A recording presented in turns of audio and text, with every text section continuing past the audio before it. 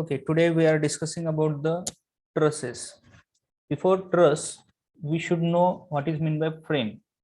Now, if you see here, the frame may be defined as a structure made up of several bars, rivets, or welded together.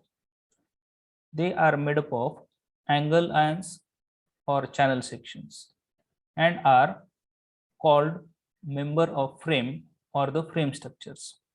It means that there are the several member which are welded or riveted together, and it may be made up of channel section or angle sections. Such kind of an arrangement is called a frame. Now, what is the difference between the frame and truss? The truss is the structure made up of slender members and pin connected. Pin connected means it is allowed to rotate about the joint at the end and is capable to take the load at a joint. The loads are taken at the joints only. But in the frame, the loads may be taken over the members. In the truss, the loads are taken over the joints. They are used in the roof trusses to support the sloping roofs and the bridge trusses to support the decks. Transmission towers are the also examples of your trusses. Now let us see the types of frames or truss. These are many types of frame. For the analysis point of view, they are again further classified into two types. One is the perfect frame and second is the imperfect frame. Now let us see perfect frame first.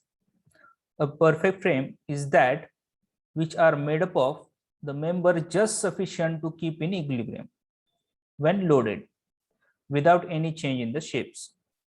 The simplest perfect frame is a triangle. If you see here this figure, it is the simplest perfect frame. Now, how to identify the frame is perfect or imperfect? The number of member in the perfect frame may be expressed by the relation that is m is equal to 2j minus 3. This equation is very important. M is equal to 2j minus 3. Now here m is how much? M is the nothing but what? Number of member, and j is nothing but what? Number of joint. Now if you see here in this figure, in this triangle, there are the three members. Members are 3, and if you are counting the joints, count 1, 2 and 3. There are the 3 joints. Joints are also 3. If you are putting these values in above equation, what you will be getting? This 2 into number of joints are 3 minus 3. If you solve this, what you will be getting? The 6 minus 3, the value is 3. Now here this value is of 3 and number of members are also 3. It means that it is balanced over here. If number of members are equal to 2j minus 3, it means that the frame is perfect frame. The frame is perfect frame.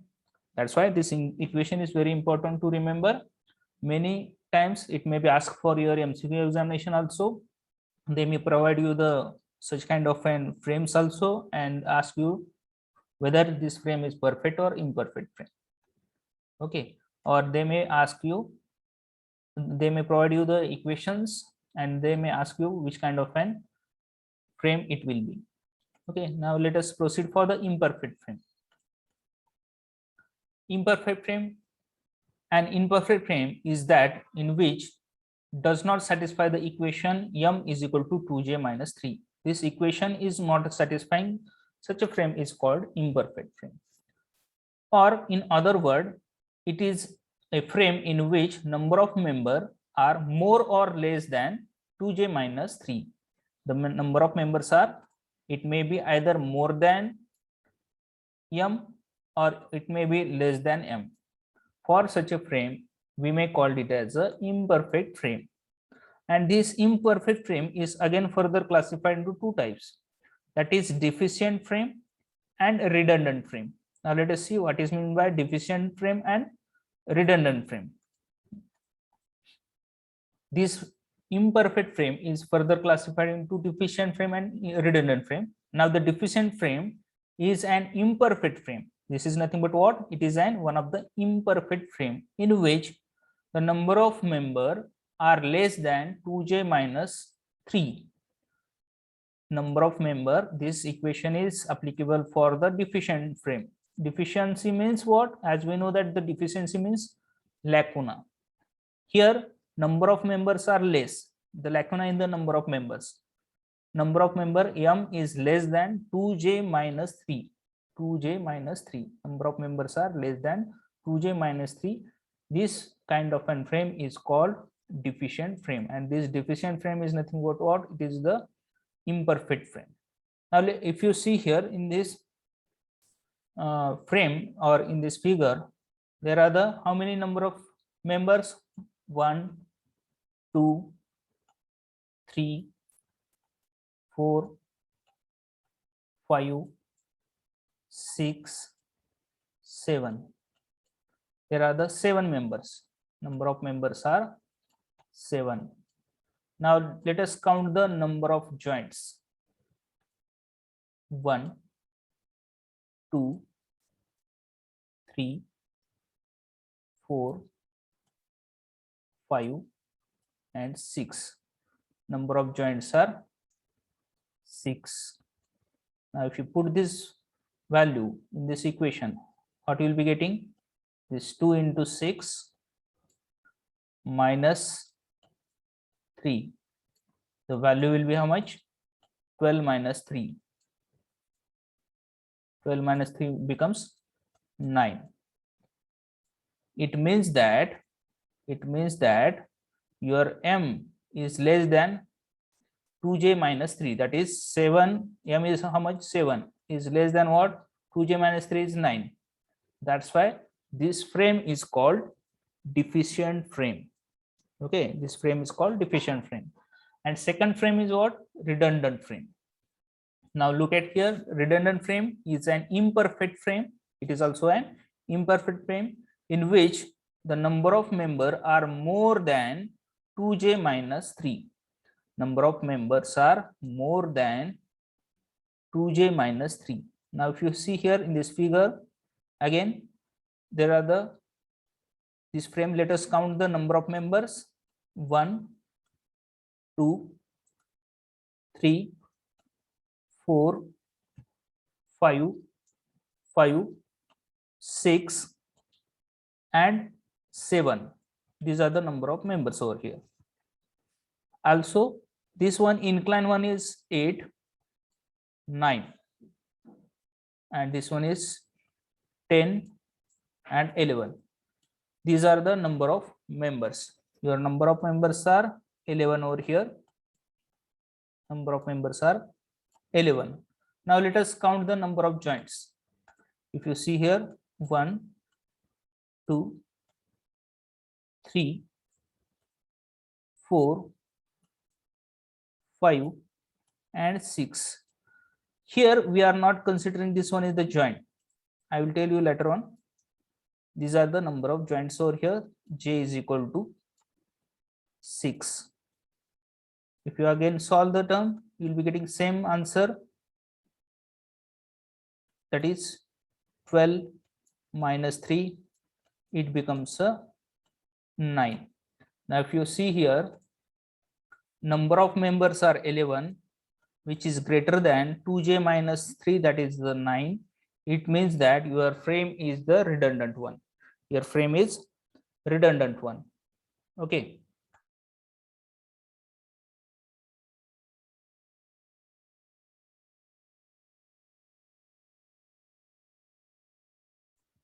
Okay, now let us proceed for next one, the assumptions.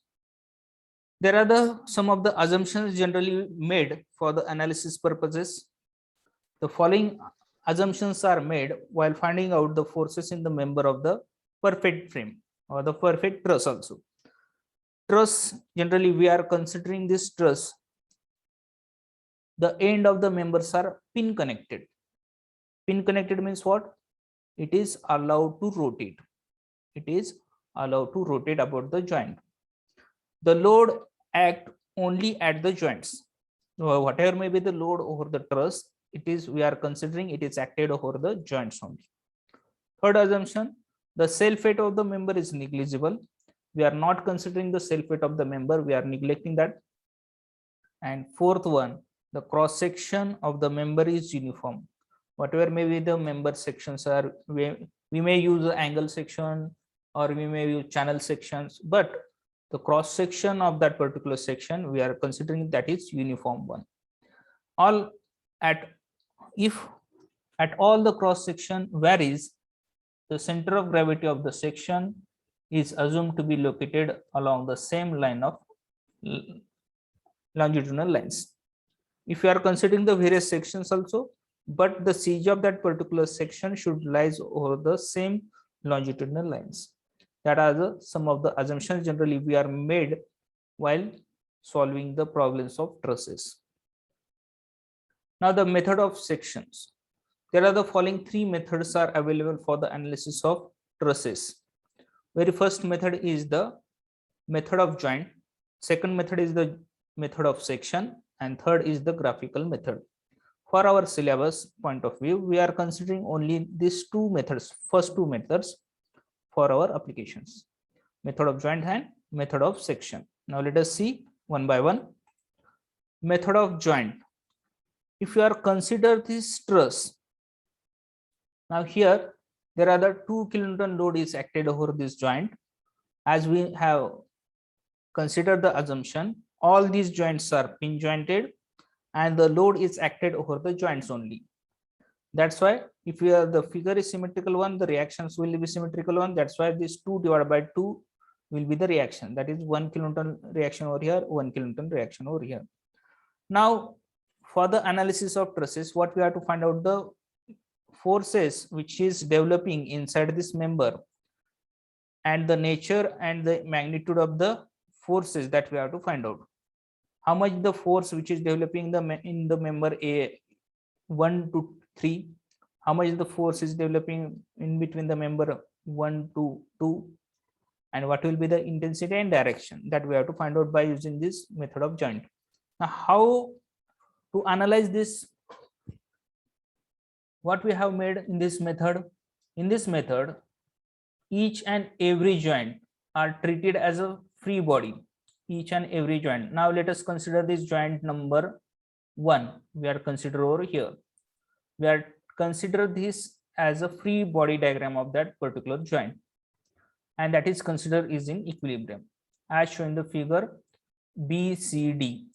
For the joint number 2, we have drawn this free body diagram. For the joint number 3, we are drawn this free body diagram. It means that each and every joint we are considered separately. We are considered it as a free body diagram, and whatever may be the unknowns are about the member forces. Now let us say this one is the member force of 1, 3. Here the member force is of 1, 2, that we have to find out. These are our unknown forces are then determined by the equilibrium equations. As we know that the equilibrium equations for the coplanar concurrent force system, the equilibrium equations we are generally considering summation fx is equal to 0 and summation fy is equal to, that is nothing but what? Summation of all horizontal and vertical forces. Summation of all vertical forces and summation of all horizontal forces is equal to 0. That is nothing but what? Your equilibrium equation, that is summation of all vertical forces and summation of all horizontal forces is 0. By using these two equilibrium conditions, we are solving this problem. How to solve these problems? If this force is inclined, we are resolving this force in vertical and horizontal direction. We are resolving these forces in vertical as well as in horizontal direction, and we are using this equilibrium equation, that is summation of all vertical forces and summation of all horizontal forces. We are solving, we are finding out the number of unknowns. Now let us see some important notes. The member of the frame may be named by Bow's method. While selecting the joint calculation work, care should be taken that at any instant the joint should not contain more than two members in which the forces are unknown. When we are considering, if you are see over here, if there are, these are the two members only, here also two members only, here also two members only. If there are the three members, let us say here is another member is there, and there are the three unknowns, it is not be possible to solve the problem.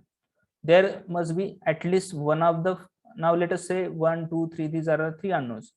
Out of this, if we are find it out the member force in this force, it is able to solve the problem. It means that at least two unknowns are there. If the more than two unknowns in the joint, it is not be possible to solve by using this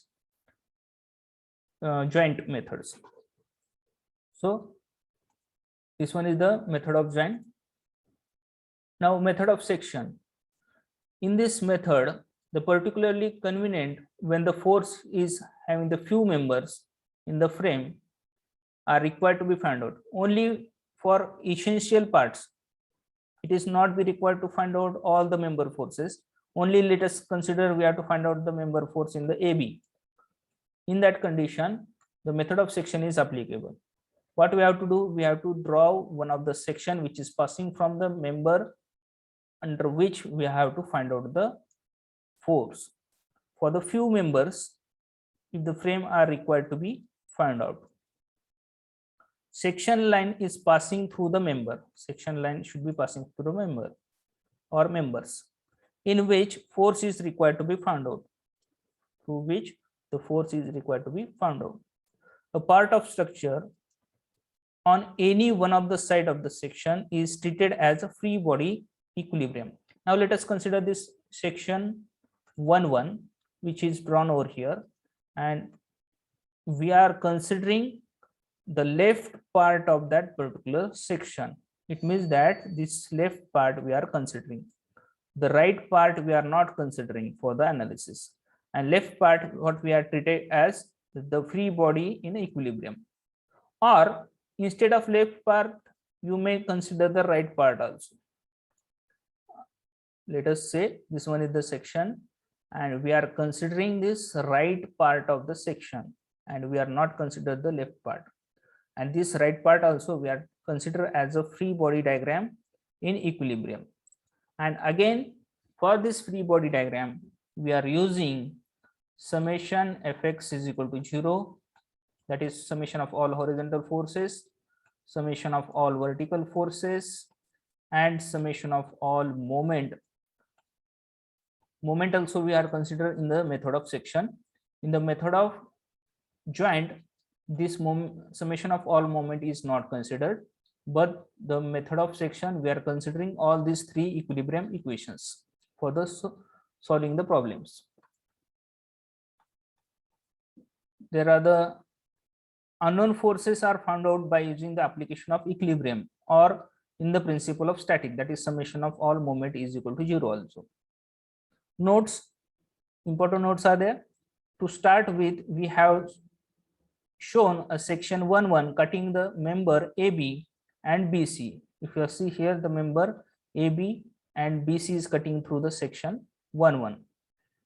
Now, in order to find out the forces in the member AC, the section line 2 may be drawn. To find out the member force in the AC, what we have to do? We have to consider the separate section, section number 2, which is cutting the member AC and BC also. While drawing the section line, care should be always taken not to cut more than 3 members in which the forces are unknown. It means that while drawing this section, what we have to consider, there are the section must be passing from the 2 members only, not more than 2 members, not more than 3 members, which is having the unknowns. Okay, these are the some of the considerations we have to made under the calculations. Now the nature of forces in the member. If you see here, these are the truss as shown in the figure. The member of truss is subjected to either in tension or in compression forces. This member forces. Now let us consider that it is subjected to one point load over here, one point load over here. Due to this loading, these members are subjected to either in the tension or in the compression. The type of truss, typical truss ABCD is loaded at joint E. Now here it is shown over here, loaded at joint E. The member BC, now let us see here, member BC is this one, is subjected to compression force C. It is subjected to compression force C as shown in the figure B. The effect of force on a body on a joint B or C is equal and opposite to the force C as shown in the figure. Now if you see here, if we are considering the joint, it is very simplified over here. Now if you are considering one of the member which is subjected to an compression force, okay, it is subject to an compression force. What will happen due to this applied compression force? The body internally resisting this force, body will be internally resisting that force, and this resisting force is equal in magnitude but opposite in direction. Equal in magnitude but opposite in direction. If you are applying the compression force, the resisting force will be developed by that particular member which is having the equal in magnitude but opposite in direction. Now if we are considering the joint only, what will happen in the joint? If the member is in compression, the forces are toward the joint.